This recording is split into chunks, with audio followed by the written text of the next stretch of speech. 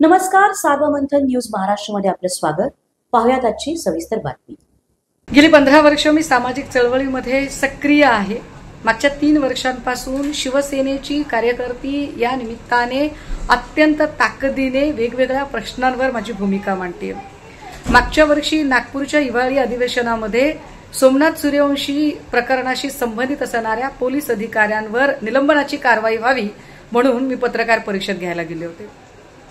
मात्र नागपूरच्या press club आणि विधिमंडळाचा परिसर याच्यामध्ये फक्त एक भिंत आहे, पण ती भिंत ओलांडून आपण पलीकडे जावं आणि विधिमंडळ परिसरातल्या वेगवेगळ्या नेत्यांच्या, आमदार खासदारांच्या भेटी घ्याव्यात किंवा त्यांच्याशी बोलावं असं अजिबात वाटलं नाही. किंबहुना गेल्या 8-10 वर्षात एकही पत्रकार म्हणू शकणार नाही की मी विधिमंडळ परिसरात कधी फिरकलेली दिसली. त्याला कारण तसंच आहे. आम्ही विधिमंडळात जायचं कशासाठी? लोकांचे प्रश्न मांडले जावेत, लोकांच्या प्रश्नांना वाचा फोडावी म्हणून. परंतु विधिमंडळामध्ये प्रश्न मांडले कुठे जातात? विधिमंडळामध्ये तर सध्या अर्वाच्य शिवीगाळ आणि चर्चाच होते.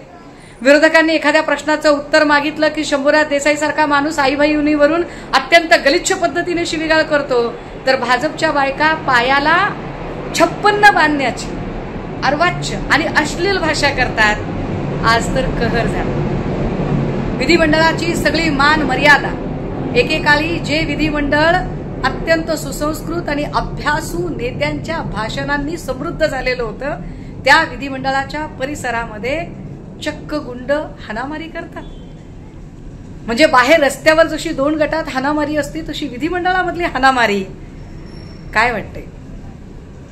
रस्त्यावरच्या हाणामारीमध्ये तक्रार नोंदवताना हा सत्ताधाऱ्याचा की विरोधकाचा अशी वाट बघणारे आणि त्याची जास्त चौकशी करणारे हिनदिन हतबल झालेले पोलीस अधिकारी जर त्यांनी तिथेच कारवाई केली असती तर कदाचित विधिमंडळामध्ये राडा होण्यापर्यंतची नौबत आली नसती. देवेंद्रजी, तुमच्या आशीर्वादाने आज विधिमंडळाच्या परिसरातली हाणामारीने महाराष्ट्राची राजकीय संस्कृती रसातळाला गेलेली आहे याच्यावर शिक्कामोर्तब झालं. देवेंद्रजी, तुमचं मनपूर्वक अभिनंदन. कारण दीपक काटे असेल किंवा असंख्य लोक असतील, या सगळ्यांना वाचवणारे, या सगळ्यांना पद देणारे, अभय देणारे आणि प्रसंगी त्यांनी गुन्हे केले तरी सुद्धा त्यांच्या विरोधात कुठली FIR होऊ नये म्हणून त्या ठिकाणी फोन करणारे तुमचेच नेते, कार्यकर्ते, मंत्री आहेत. त्यामुळे आज विधिमंडळात जे काही झालं ते गृहमंत्री म्हणून तुमचं अपयश तर आहेच आहे, पण महाराष्ट्रासाठी लाज आणणारी गोष्ट आहे.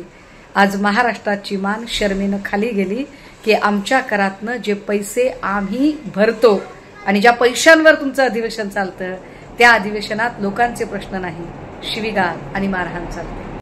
सार्वमंथन न्यूज महाराष्ट्राला लाईक करा, शेअर करा, सबस्क्राईब करा.